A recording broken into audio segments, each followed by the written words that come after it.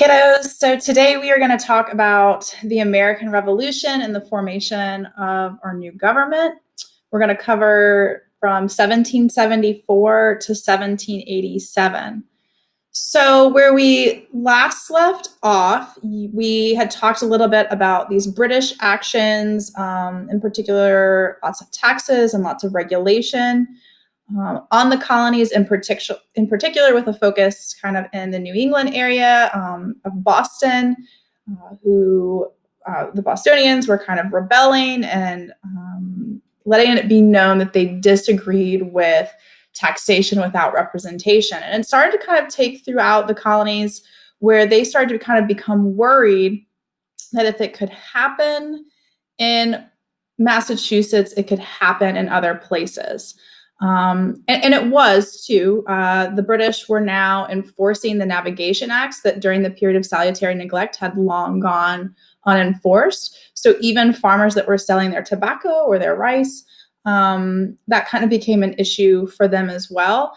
And so we'll start with the First Continental Congress. They decided to meet in Philadelphia in 1774. And their goal is to protest the Parliament and these taxation without representation, but they also want to restore the relationship with the Crown. It is very important understanding that though there was talk of independence in Boston, that was a radical idea. Most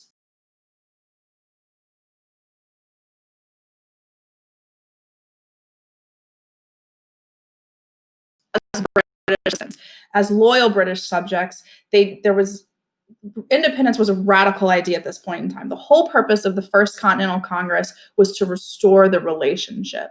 The first thing that they passed together as this unified front. Now remember that this was something that Benjamin Franklin tried to do during the French and Indian War with the Albany Plan of Union, was to kind of unite, come together. At that point, it was to aid the British in defeating the French and native tribes that were attacking settlers, kind of for some unity. So think of it as like a confederation. That's the direction that we're heading in. And so he had that idea then. They've actually done it now. There are going to be two different Congresses depending on when they met. And so make sure that you understand kind of the goals of each of them. And so the declaration and resolves was that the king needed to acknowledge the fact that there is unrest in the colonies and that he needs to address it. He needs to fix the problem. And this is where kind of like history could have gone in a completely different direction depending on how he had responded. Maybe he would have responded in a way where he said, you know what, you're right, let's kind of keep this peaceful. We are all British subjects. You are loyal. As long as you remain loyal, how about we talk about representation? But that is not how he chose to respond. And so history went a completely different direction, right? It could have been peacefully acknowledged and they could have gotten some representation in Parliament, and then there would have never been independence and maybe no American government. However, he decided to dismiss it, and he declared that Massachusetts was in a state of rebellion, and so he sent more troops. Now remember that the Quartering Act was a big issue for the colonists, and so now that more troops are coming, they're being spread throughout the colonies. And again, it's just going to heighten the tension. And it heightens the tension so much in Massachusetts that the militia begins to form, the Minutemen. And this is kind of a connection to today where you have the National Guard. They can be called at a minute's notice to be ready to defend their local areas. And the militia is something that they've always had. It was even before the French and Indian War, because again, in rural, isolated areas, you need to come together as a community in order to defend yourself or defend your neighbors.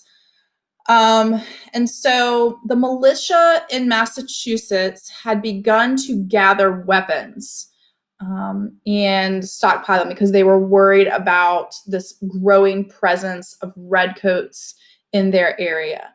Thomas Gage, who was one of the commanders in Boston, had caught wind of this, and they saw this as a problem, and they decided to march out to Lexington, just outside, or Concord, in order to seize those weapons, because their thought was, if you're collecting weapons and ammunition, you're creating an arsenal, you have nothing but ill intention towards the crown, and so we're gonna go after and we're gonna take your guns. Okay. So they start on their way, they leave Boston, they're on their way to Concord, Massachusetts, and the militia intercept them in Lexington, and there's kind of this skirmish. Okay. There were gunshots, people were killed. Eventually Gage retreats back into Boston, and these are the first shots of the Revolutionary War. Now, notice the year is April of 1775. We are an entire year away from declaring independence. That's something that's very important in understanding. Okay, the next month, Bunker Hill in June of 1775. This was a major battle, right? You're looking at over 1,000 casualties. Anytime we talk about war, casualty means wounded and killed or missing.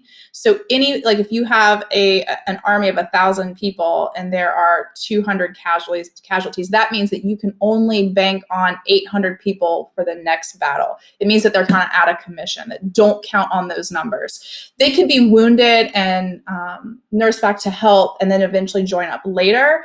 But casualties means that for the next battle, just go ahead and plan on them not being there.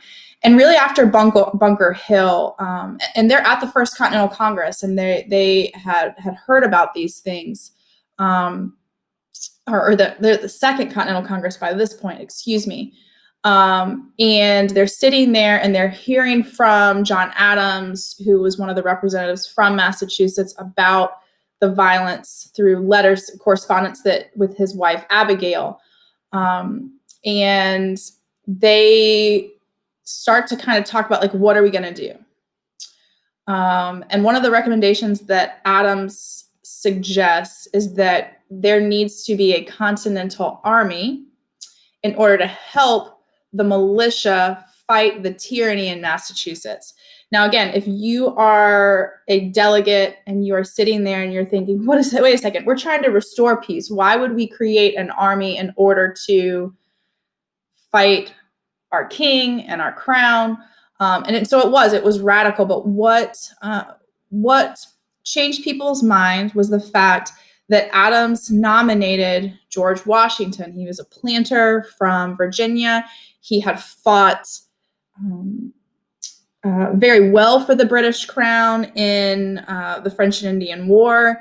And because George Washington was so well respected by the delegates, and because George Washington believed that those militia needed help against the tyranny of the British, it changed people's minds a little bit. And that was the thing about George Washington. We'll get to him as to why he was elected president. But if they had chosen anyone else to possibly lead the Continental Army that early in this process, things could have gone very differently. But it's because he was so well respected. It was because he felt as though that it would be an honor and that there was a need for it for his countrymen. It's kind of how he referred to it. And because he was from Virginia, if they had picked someone from Massachusetts, things would have been a little bit different. That was one of the reasons that they did approve the Continental Army. Now, the Continental Army is going to struggle throughout the war. We will talk about one of the weaknesses was the lack of funding, and that's primarily because the way that they created the Confederation. Now, so they've approved of the Continental Army, and they're going to collect troops and they're going to help the militia of Massachusetts. But at the same time, they've passed the Olive Branch Petition. This is a really important piece of SFI that you can use as evidence to show that the early Congresses, their goal was peace. They did not want to fight, or they did not want independence, excuse me. And so they sent this to King George, and they're saying, listen, we're loyal. We want to work with you. We want to work with Parliament. We want to secure peace, but we also want colonial rights. And it's that last part that they kind of thrown in where the king kind of threw a temper tantrum, overreacted, to be completely honest. And instead, by August, because it took that long, issued the Prohibitory Act, which declared all of the colonies in rebellion. Okay, so now they're sitting at the Second Continental Congress, and they already know that they are committing acts of treason. And so one of the phrases that was kind of thrown out, I don't remember if it was Benjamin Franklin or not. It probably was, because he's kind of has a little smart aleck, right? They said something where we're going to hang together, or, for this or for that. And so they started talking about independence. Okay. And so they created a commission or a committee, excuse me. They created a committee in which 3 members, and John Adams wanted to play a role in this. Benjamin Franklin was well respected, and he was from Pennsylvania, and they wanted kind of some diversity. But what they really needed was Thomas Jefferson of Virginia, a very wealthy planner, very well respected, very quiet, very reserved, and an excellent writer. And John Adams even acknowledged that. He said that John Adams he was a lawyer by trade, and he can argue cases, and and he wasn't well liked. Like, no one really liked John Adams because he said what he thought. Benjamin Franklin said what he thought, but he was also more likable. Thomas Jefferson was a writer. He was not an orator. He wasn't a very good politician.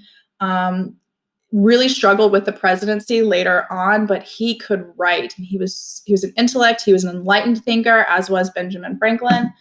And so they formed this committee, and basically Adams and Franklin say, "You write it, Thomas Jefferson."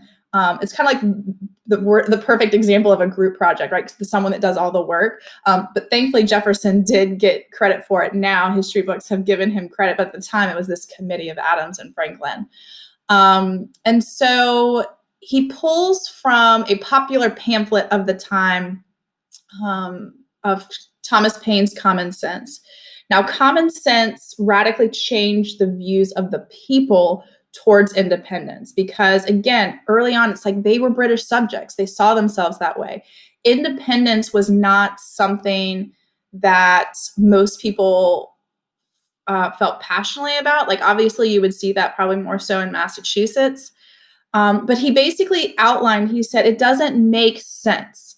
How is it that, and there are multiple different examples, but how is it that this tiny island nation is control of this vast land? We have proven that we can self-govern. We have proven that we can economically sustain ourselves. And in fact, it's them trying to limit our economy. Why don't we have independence? Another thing was, people say, well, it's the loyalty, it's our mother country. And then he makes the point, our mother isn't treating us very well. Our mother is abusing us. So why do we continue to, stay in the same home as this mother? And he's like, wouldn't you leave if your mother treated you that way? And it did. It made sense to the people, and it was pretty popular. And it used the ideas of natural rights. Okay. And so the Second Continental Congress did approve the Declaration of Independence on July 2nd. It was read before in the public on July 8th of 1776. And a lot of kids don't realize, or a lot of students, or a lot of people, who am I kidding, right? They don't understand that, yes, it is this, it's this declaration of what they believe. But it was also a list of the ways in which the king and parliament have done the colonies wrong, if you will. Injuries and usurpations. It was, these are the things that you have done to us that are not right. It does not go in with the natural laws and the natural rights of man. And these were principles that were outlined by John Locke and Thomas Paine. And it's a beautiful document. And there's a reason why today, like when things are going on in current and throughout the 20th century and the 19th century, anytime a group of people have felt oppressed or limited, or their, again, the lack of rights, they don't reference the Constitution as much as they reference the Declaration of Independence. And even though he talks about how all men are created equal, and when we hear that, you have to know it was in the context of white men. We use it today as all people, whether it be, African Americans, women, other racial minorities, homosexual community, that is a document that we try to live up to the ideals, even though we know that it's an imperfect document. We know that slavery existed. However, I do want to make sure that you understand that Thomas Jefferson had a whole part in there about abolishing slavery in the Declaration of Independence, because that was something that the Crown had kind of like enforced upon their culture. He was a slaveholder. He was a very complicated man. It was a part of the society that he had grown up with this institution of slavery. He knew better, though. He knew that the institution was wrong. And I think he was using this turning point in history to maybe have an excuse to do away with the institution. Because, again, he could have freed all of his slaves. He had the opportunity to do that, and he never did, even though in this committee, Franklin and Adams were both probably pro-abolitionists, if you will. It was kind of an early term for that period of time. They were abolitionists, but they did not want it in the Declaration because they needed all of the colonies to approve of it, and Southern colonies would not go for it. They needed unity, and so they threw it out. And that's a continuity in politics, is sometimes you have to sacrifice, and this is, well, you don't have to, but politicians have chosen to sacrifice something that's important to them, something that they believe in order for the greater good of the goal at hand. And it needed focus.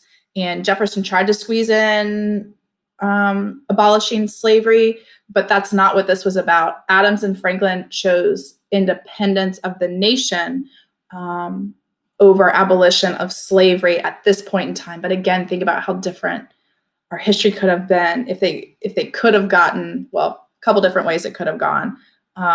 They could have kept it in there for the principle of it, but then maybe the Southern colonies would have never approved, and then everything would have gone differently.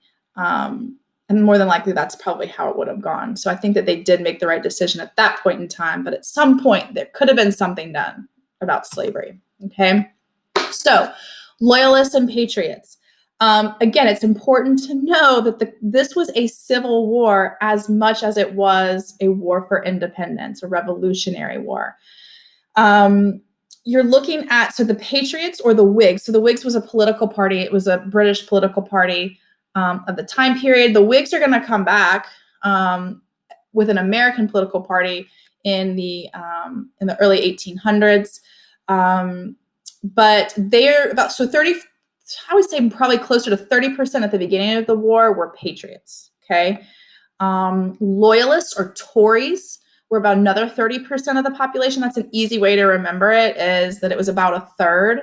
A third were Loyalists, a third were Patriots, and the remaining group are going to be kind of fence sitters. They're going to kind of go back and forth depending on British treatment or what the Patriots are doing, and I'll give you an example of that in a second. Most Loyalists oppose Parliament's claim with the taxation. So most colonists, vast majority of colonists, disagreed with taxation without representation. They wanted that, but they didn't go as far, as radical as saying that they wanted independence. They disagreed about independence. They wanted to keep trying a diplomatic way, even though the king had made it very clear that the talks were over with. Like, we're not going to give you representation. And I think it was more the principle of it, like, how dare you try to manipulate or, make demands against me. And it was kind of like, he was kind of being stubborn about it. And that's a leadership flaw, right? He did not have that leadership quality. The highest concentration of Loyalists are going to be in New York and New Jersey. They're typically wealthy, elite. They have a lot to lose from losing their ties with the crown, okay? If you have a lot to lose, you don't want to shake the boat. And so that's important to understand. You're also going to have a high Loyalist population in South Carolina and the Low Country. You're going like Charleston, for example. Any type of recent British immigrants. So there were a lot of soldiers in upstate New York previously, like after the French and Indian War, as like kind of a payment and a reward. They were given land grants, and so they were living in upstate New York, and so they have that loyalty to the crown. German, Dutch, French, they worried about kind of this dominant Anglo-Saxon type government. So they were typically kind of open to the idea of the patriot cause. Non-whites, so when you're looking at enslaved people and most Native Americans, they did support the British. And we'll do a little assignment where we look at the role of African Americans in the Revolutionary War. All right, when looking at the Continental Army, they didn't have a lot of advantages.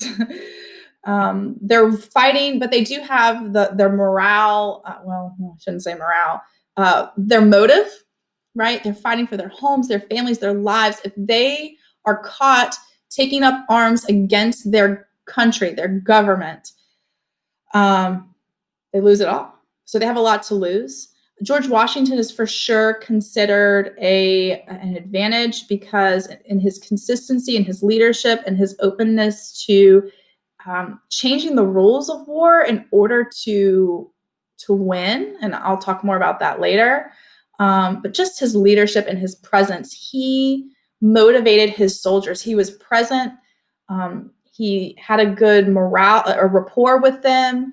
And they were willing to stay and fight for him in some really, really hard times. And if it had been anyone else, it could have been different. And he was kind of the glue that held them together during those really difficult years before the French alliance showed up. They're fighting on their home ground. That's going to be one of the benefits. They're going to use that with kind of their militia as well and kind of their tactics. And they were hoping that one of their strategies was to prolong the war as long as possible. And so they're hoping that the English people will be tired of funding it and that they'll tire and give up. That's basically what happened. Spoiler alert. Disadvantages. Lots of them. They should have lost this war. No doubt about it. Poorly trained army, no navy at all. Not until, I mean, they used like individual people's ships, I guess, in order to fight the British, but they're going against the largest navy in the world, the most powerful navy, the most well-trained and well-experienced army in the world. There's no money to fight the war because of the Articles of Confederation. So while Thomas Jefferson is drafting the Declaration of Independence, John Dickinson of Pennsylvania was drafting the Articles of Confederation, which was the government during this time period, and it was approved at the same time. And they chose the articles in order to protect the sovereignty or the autonomy of each colony or each state. They are now states because they've declared independence. They knew that their colonial governments worked, and so they wanted to keep that. And they were fearful of a large central government, right, because of their experience with the king and the monarchy. And so they didn't have a large central government. Today, we have an executive branch in which the military is under. He's the commander-in-chief. They didn't have that back then. Instead, the states would volunteer their troops and volunteer money to the Continental Army. And so if states didn't do that, he didn't have a lot to work with. And that's one of the main difficulties of the war. And the frustration with the Continental or with the Congress is that they did not properly fund and support the troops. Another disadvantage is that 2/3 of the population were either Tories or they did not care at all.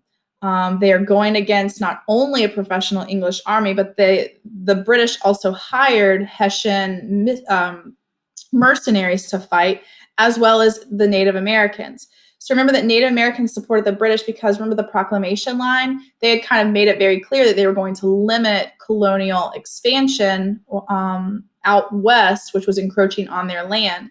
So they saw that the colonists were the problem, not the British crown.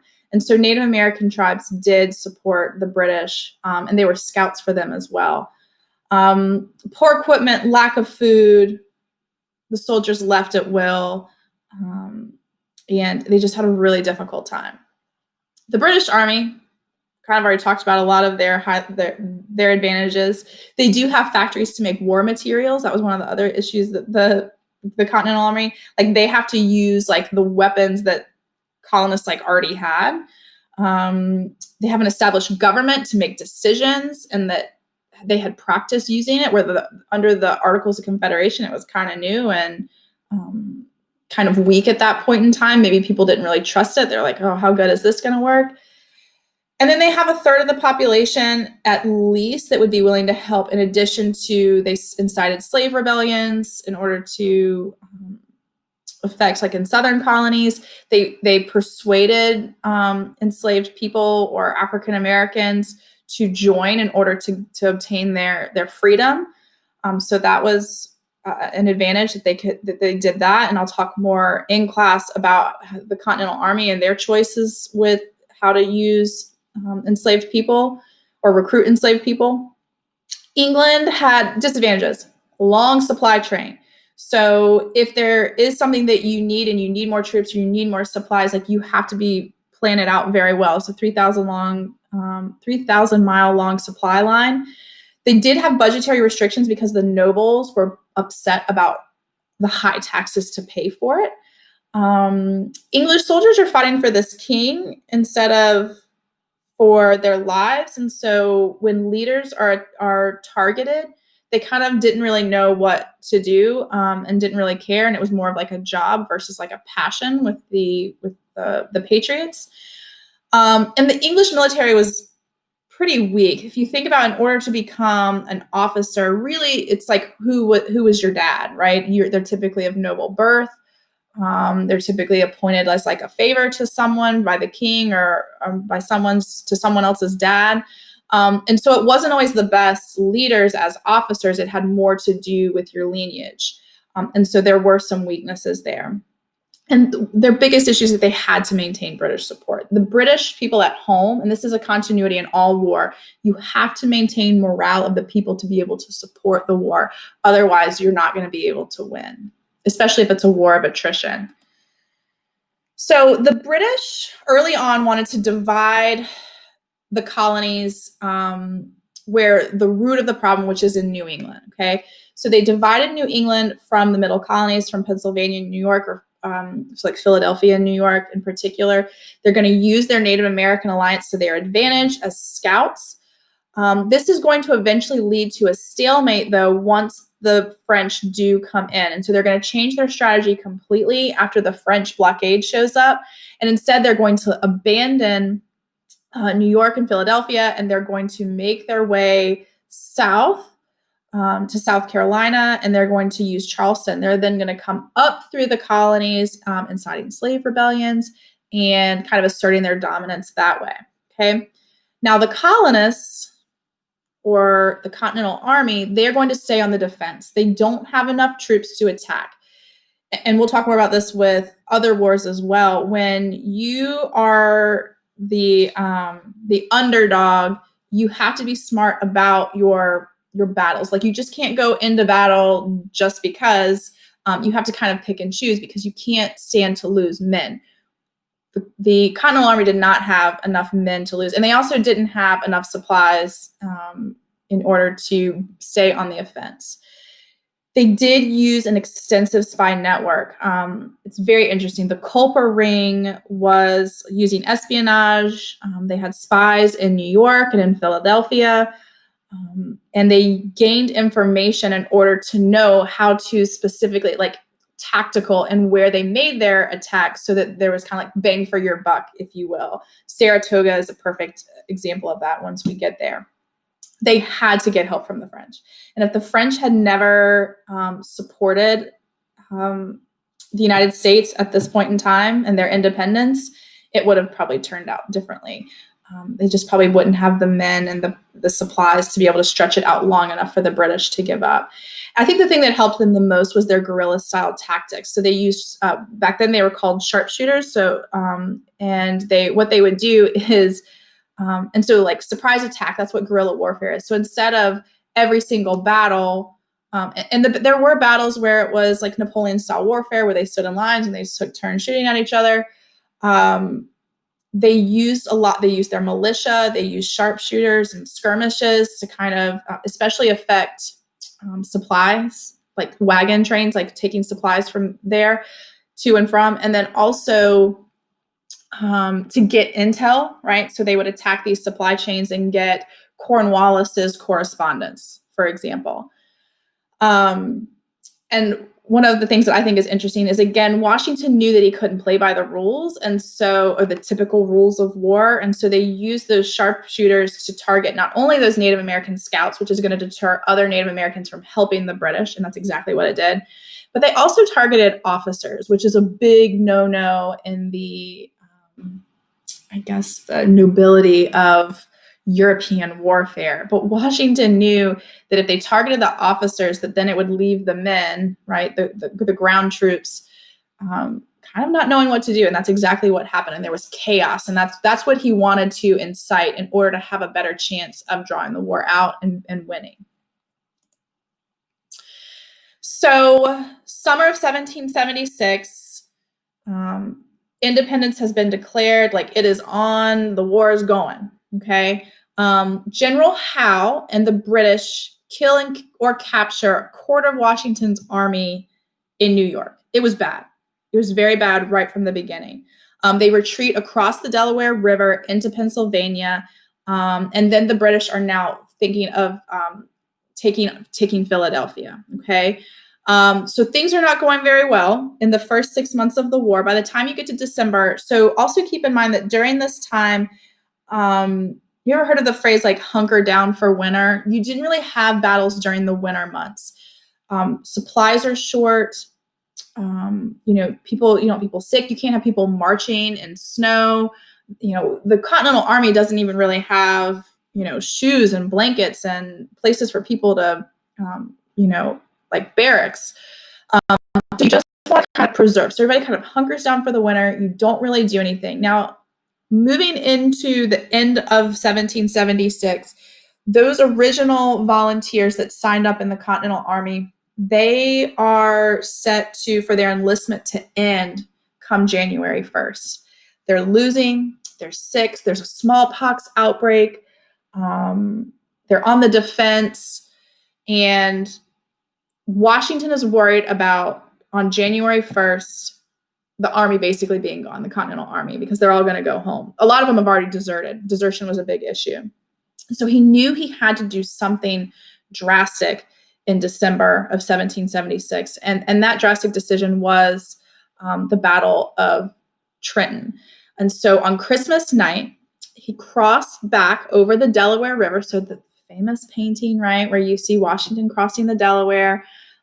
That's because this was a really big battle and success. It was the first one really for Washington and the Continental Army, but they did in the middle of the night, they crossed over the frozen Delaware. There's the picture of them pushing the little ice chunks away, or icebergs in a river. I don't know. And it was a surprise attack where they killed a bunch of Hessians and they took prisoners and they gained intel. And it was more of a morale thing. And it worked because there was a civilian morale increase, but also the military people they re-enlisted. And that was his biggest worry. And again, he's changing the rules. Like, it wasn't something that the British were expecting. And it kind of changed. It was a turning point in the war, a major success, because the troops were like, they trusted him. They're like, oh, I like this Washington. I like his ideas. Okay, I'm going to stick with him. He's gonna help us win this and gain our independence. We're going to fast forward, right, to October of the next year. I'm just kind of hitting the highlights here with the Battle of Saratoga. You have to know that Saratoga is a turning point in the war. It's very important. And they did gain intel from their spy ring this way, and it was a three-pronged attack. Basically, the British were trying to get supplies and men from Canada down to New York. You had General Burgoyne. He's marching south from Canada to take Albany. And you don't really have to know this, but some of you guys might be interested in military history. I will say that is not my strong suit. I'll just go ahead and tell you that right now.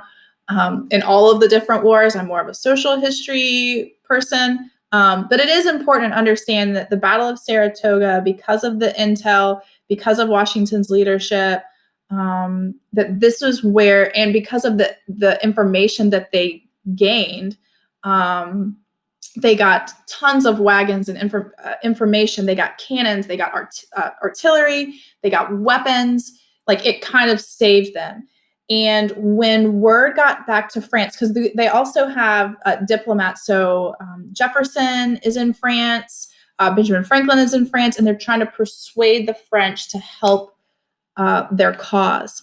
When word gets there that there was this major battle and this major win for the Continental Army under Washington's leadership, in addition to Lafayette playing a role, and we'll get to him in a second, France officially acknowledges the United States of America, and they start sending their Navy and sending their ships. And so it's very, very important in understanding that the war changes after this. It's going to lead to a stalemate as well.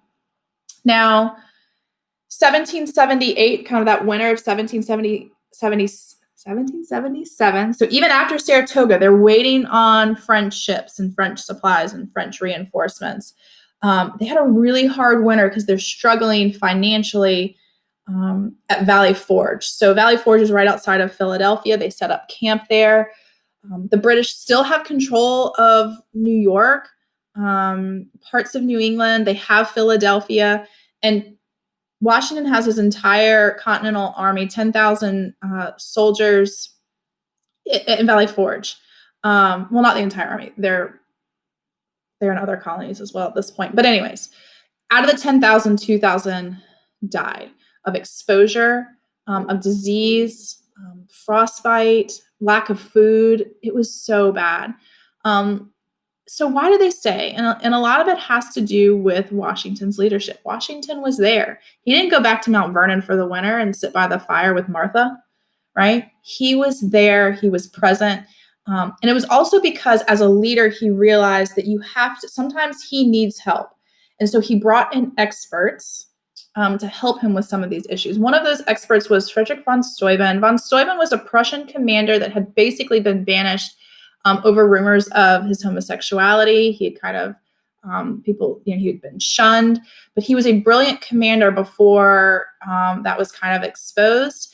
And so Washington said, no, come here, come help us. I don't care about that. I care about how you can help us. And he's like, you are good at what you do, and we need your help. And so it's said that von Steuben said that he made soldiers out of the country bumpkins, right? Because they're not very well trained. He trained them, stand at attention, how to fire and reload quickly, bayonet training, that was a big one. Basically trained them how to be professional soldiers as much as you could in the time willing.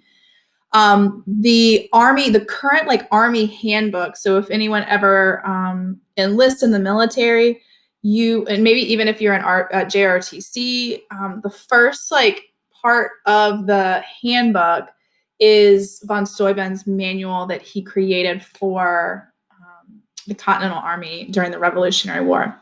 A second important person that you need to know is Marquis de Lafayette. And if you are a Hamilton fan, you probably have an understanding of who Lafayette is. He was a French commander that helped lobby for French reinforcements and then also helped lead certain regiments in the Continental Army to the success of defeating Cornwallis by the end of the war. And then he also kind of played a role, and he played a very important role as an advisor to Washington. And Lafayette was so important. And this is something I kind of show. Actually, I'm going to show it in class. We'll make sure that we talk about the importance of Lafayette in class, and I'll share some information with you that I learned about him. It's fascinating. So it leads to a stalemate. They have to change their strategy. So in 1780, the British moved to the south. They're looking for loyalist support there. It's also a little bit closer to the West Indies for supplies and things like that. That's a safe place for supplies that they can then get kind of closer.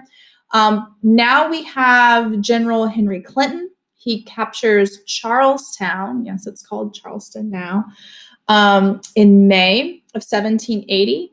And Patriot Nathaniel Greene, commander, is going to relieve General Gates after the Continental Army is defeated in Camden, South Carolina. So it's sometimes called the Battle of Cowpens in South Carolina.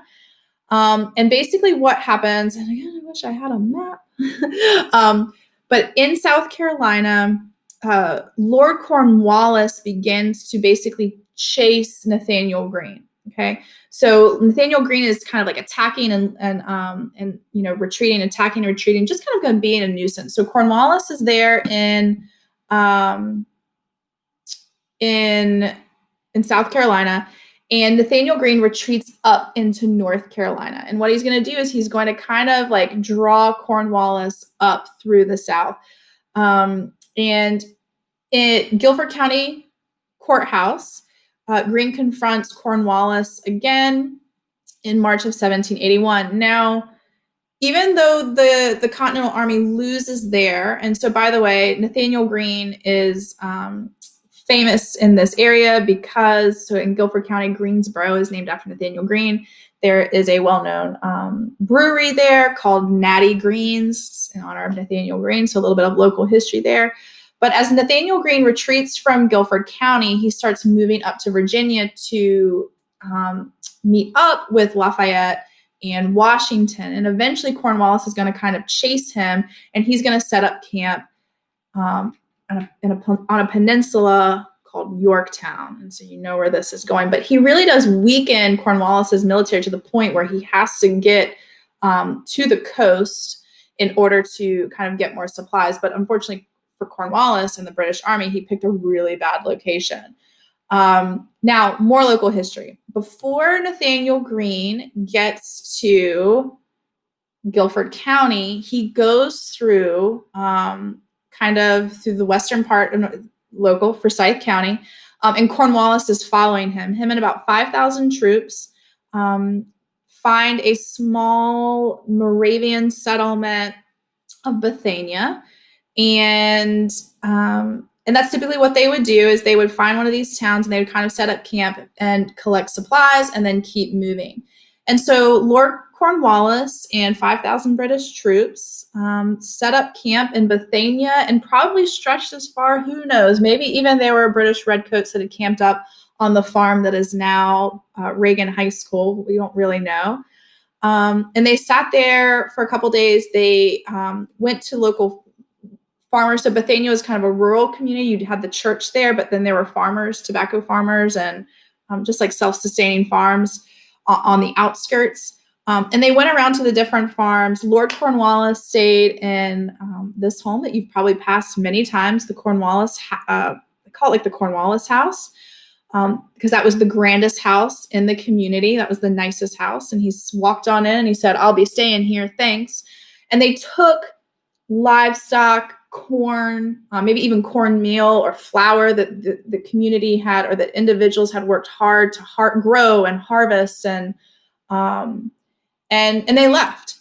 And this is one of those examples that originally the Moravians didn't really have a lot. They were kind of fence sitters, right? They didn't support the Patriots. They didn't support the British.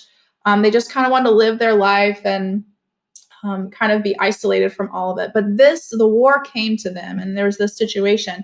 And shortly after, this is an example of, because of the way that the British treated them, many of them started to side more on the side of the Patriots. And so when I said at the very beginning that it kind of shifted, we don't really know like when it went from 30 to 40% of the population as Patriot, this would be an example. And this is happening all throughout the colonies, and little things like this where you turn on your people, that's what they argue, right? Your loyal British subjects, and you mistreat them.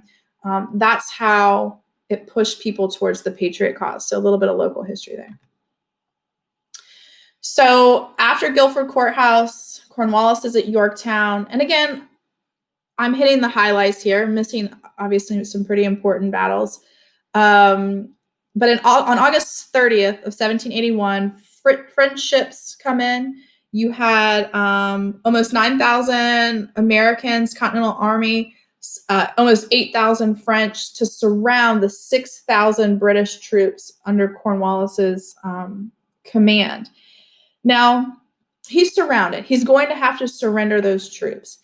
And they could have brought in more troops. They could have brought in more supplies and continued to fight.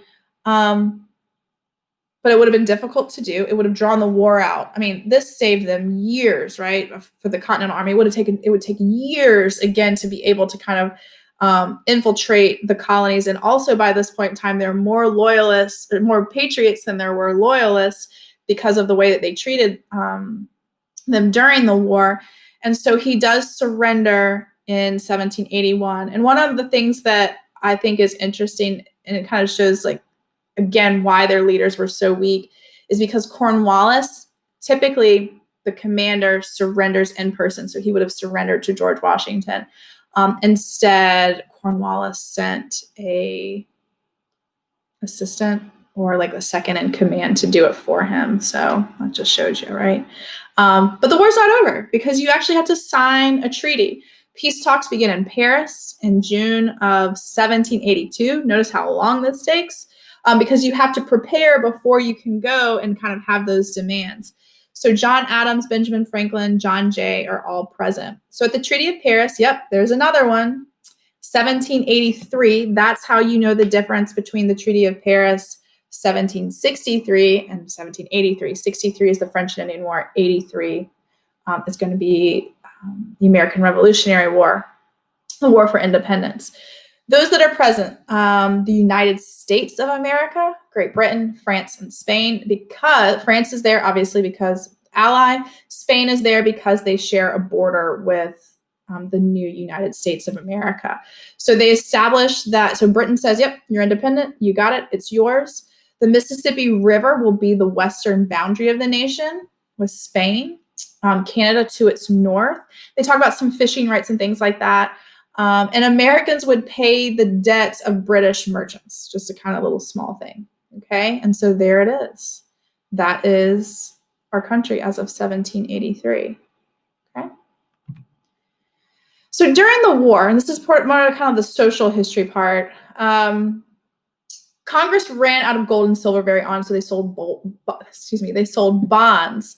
A bond is a way, so I give you a piece of paper, you give me money so that they can fund the war. Bonds are going to fund wars through the Second World War. They did print paper money, which is going to cause inflation. Prices soared. It was difficult to get by. There were not a lot of supplies because of the British blockade. Obviously, Congress is going to struggle to equip the army. And because of the Navigation Acts, we did not have a lot of munitions factories, so to create rifles and bullets and things like that. And so that was also a really difficult part of the war and a difficulty for the Continental Army. But they did have like blockade runners and things like that. The Spanish helped out a little bit. The French helped out a little bit before they officially recognized us as independent. And so that was how they were kind of able to hang on. Now, women. Imagine that men go off to fight, and again that they volunteered. So the women were at home managing their farms, their shops, businesses, in addition to the home life. They are mending clothing. They made ammunition out. They melt down their silver or their brass or whatever it is, and they're making bullets. Some of them did follow their husbands to battle, depending on if you had children or not, and they would be like camp cooks and nurses and things like that. One woman that always stands out, so Molly Hayes followed her husband, and when he got injured, so he was injured in battle, and she's 8 months pregnant, and she is out there helping reload cannons, so she actually participated in battle. Other women, and they're called Molly Pitchers, right? So a Molly Pitcher is a type of woman. It's not one specific woman. It was because of women like Molly Hayes, and there's another Molly that I forgot her last name. Molly was just kind of meaning like a woman, but a Molly Pitcher was a woman that would cool the cannons down. So their job was to find the nearest creek or water source and get pitchers of water to bring up, because you had to cool down the cannon. Once you fired that cannon, it's very hot. You had to cool it down before you could reload it. And it's all about reloading quickly. So that was one of the jobs that they had. African Americans, and again, we'll do an activity with this in class. African Americans did escape to cities as part of those like slave revolts. with the British, they passed as free blacks. So that was a major turning point, especially like in Maryland, for example, when you look at the percentage of free blacks before the war and after the war, it was a major shift. Some of them fled to the frontier, joined Native American tribes. 5,000 did serve in the Continental Army, but the vast majority were more interested in serving for the British because the United States government had really mixed feelings about arming slaves. So early on, they would, if you owned a slave, you could send that person into battle for you, and then their reward for doing that, for surviving and for fighting honorably, and it was their freedom. But then the Congress decided to take that option away because Southern states complained, and they said, "Oh, we can't give them weapons." And so they did away with that. And so that's why, but the British was like, no, we're going to use this to our advantage. Eventually, towards the end of the war, Washington, his views kind of evolve a little bit, but we'll talk more about that in class. Effects of the war. Class distinctions, and this is very important, began to blur during the war. And there's this rise in egalitarianism, and it's important to know. It's this belief in equality. So your ability, your effort, your virtue, that's what's going to define who you are as a man, not your wealth and your family. And so that was a way for you to kind of move up in the world. And Washington was an example of that with the French and Indian War. Yes, he came from like a notable family, but he was like the third son. So he wasn't going to inherit land. He did end up inheriting Mount Vernon, but that was because his brothers died, and it was kind of, it worked out well for him. But that's why he pursued the military, because he knew that that was probably a way where he could meet prominent people and earn their trust and respect. And this is happening during the Revolutionary War. There's no doubt about it. Again, egalitarianism only applies to white men. But it's different than it was before, because before it had to do about your last name and the wealth that you acquired and you inherited. Women still do not have very many political rights. Some states start to make it legal to divorce because some men didn't come home and they had abandoned their family, and so they allowed for women to actually file for divorce.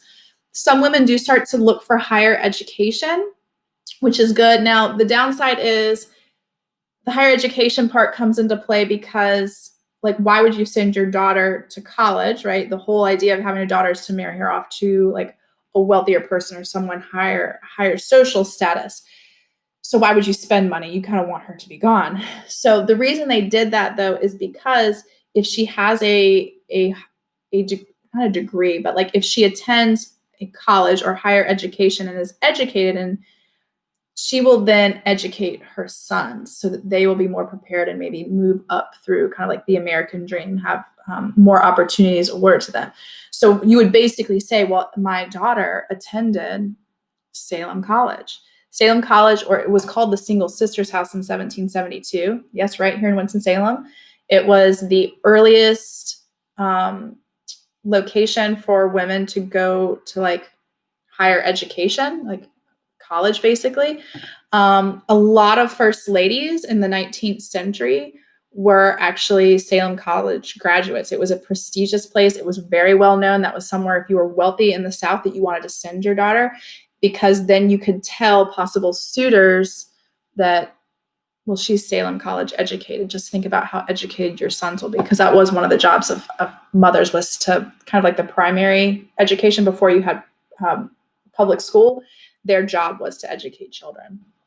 African Americans are still enslaved, even though you had that Declaration of Independence that kind of alluded to the idea of equality. Free blacks are still discriminated against. And by 1804, most northern states did outlaw slavery. Virginia and Maryland, again, the number of free blacks increased drastically. Eventually, the state of Virginia will make it illegal for you to be a free black living in the state. And we'll talk more about that later. Native American populations east of the Mississippi River decreased by 50% after the war. A lot of them retreat further west, which then encroach on other native tribes. But they know that they don't have much of a future with Americans expanding west and kind of seizing that American dream for them of obtaining more land. Now that the British aren't in control, they're going to think of that proclamation line, they're going to expand. Okay. Notice that the Native Americans were not present at the Treaty of Paris, and there are no land protections. Okay. So I kind of talked about this earlier. 10 of the former colonies had written constitutions that had been adopted by their legislature. So they're now officially states. All of them had these similarities: a list of rights, 3 branches of government. All white males who owned some property were able to vote, but it did vary. So the further south you get with the planter class, you had to own more land in order to vote. The further north you went, it could just be that you had a business or, a home or whatever it might be, or a ship maybe. Again, office holding, you typically had to own more property. And this was one of the issues of the day, was why is that the qualification? The idea is that if you own, the more property you own, the more, I guess, educated you are, or the more invested you are in the laws, I guess, apply to you more so, especially when you think of taxes and things like that. So the Articles of Confederation, this is what we had talked about earlier. John Dickinson drafted them. It's adopted in 1777.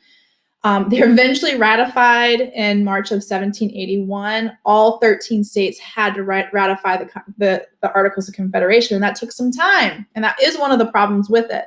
One of the biggest issues was Western land. So you can see that, look at North Carolina stretches all the way to the Mississippi, Virginia all the way to the Mississippi, and Georgia. And so these states up here in the north were kind of like, that's not really fair. And so they had to figure out how they were going to settle that. And that was one of the accomplishments. One of the accomplishments, they did win the war, I would say with no help from the Articles of Confederation, but it did happen. They did negotiate the Treaty of Paris.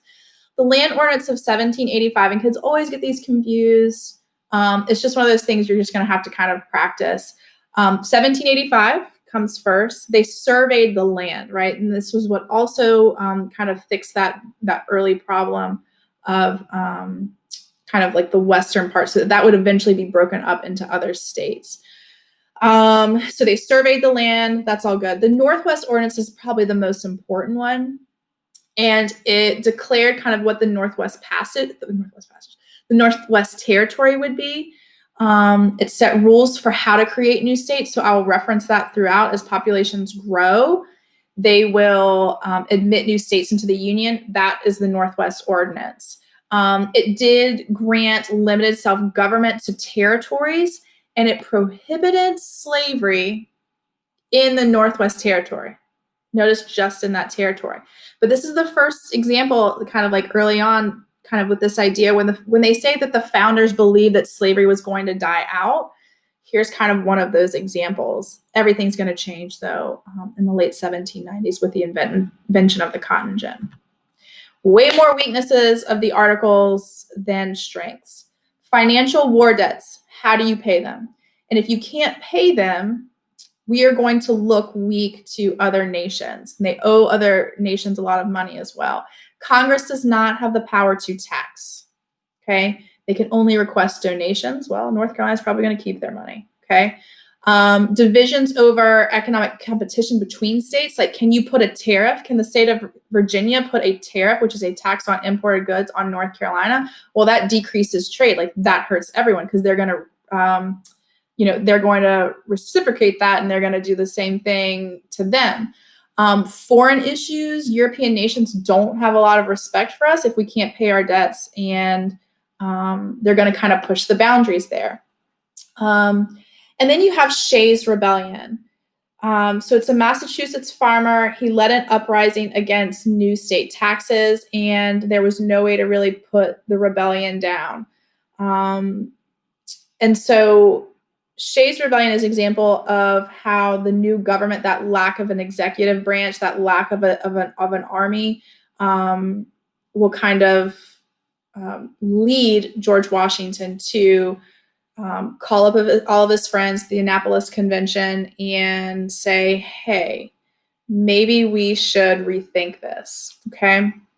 So at the Philadelphia Convention in 1787, they are basically looking at reworking their constitution. They're mostly wealthy. Most of them are lawyers. You have James Madison and Alexander Hamilton. Alexander Hamilton was one of Washington's assistants or secretaries during the war, and very smart and a very interesting story if you haven't watched the musical yet on Disney Plus. And so they helped with the articles. And so again, the goal of the meeting was to strengthen the nation, because if the government is the hardest part in all this. So yeah, they won the war, but how do we create a government that will stand the test of time? Some things that they disagreed about. Do they just revise the articles, or do they throw it out and start anew? And a lot of this is civics. And so I'm going to kind of move quickly because I'm now at an hour, and I told myself that I would not go past an hour. And so they write this new constitution, and it's still being debated. There are a lot of people that are fearful of a large centralized government, and they're worried about because that's basically the argument, is that they want a centralized federal government, and then some sort of balance between the states and the federal government. And so the Federalist Papers were written in order to convince New Yorkers to ratify the Constitution, this new Constitution. And they're written by John Jay, James Madison, Alexander Hamilton. They were written under a pseudonym. Alexander Hamilton wrote the vast majority of them. So the pseudonym was Publius, which means like for the public. And because they didn't want to influence them because of their names, which is interesting because today, like, you would want Hamilton's name associated with it, because that gives it some credibility. But instead, just like, this is why it will help us. I don't know why it looks like that. Oh, look at that. Sorry, guys. I was like, about to say, it didn't look like that when I was previewing it before I did this. So ratification required 9 out of 13 states to agree to it. The Federalists are the supporters. The Anti-Federalists are the opponents. They're looking for checks and balances that would kind of play a role, right? So you guys know the civics part. You know the benefits of it. Anti-Federalists still argued that the central government could abuse its power. And so that is why they put forward this Bill of Rights that would be added to it, okay? So thankfully, by 1788, the new U.S. Constitution is ratified by the states. The Bill of Rights is added by 1791. The first 8 amendments protect individual rights. And it's one of those things that sometimes we talk about in class, like, oh, did we need the Bill of Rights that early in history? And I'm really glad that they do have them, because there's so many issues throughout history where if we didn't have them, that centralized power or states, that's the other thing, is that the states could have abused or limited these rights, the rights of people. I'm very thankful that we have them. I think that we do need them. The 9th and 10th limit the power of the federal government, so it gives the states a little bit more rights. And keep in mind that the Constitution, the Bill of Rights, does not apply to non-citizens, so Native Americans and enslaved people were not a part of that. If you need to review the facts of the Constitution and kind of like the different articles, I do have those on my PowerPoint. I'm not going to go into that right now for the lecture, because hopefully you remember that from civics, but it is there for you as a resource on my Canvas page, okay? In the next lecture, we will talk about Washington's presidency and his successors. I hope you learned something today, and I will see you next time. Bye.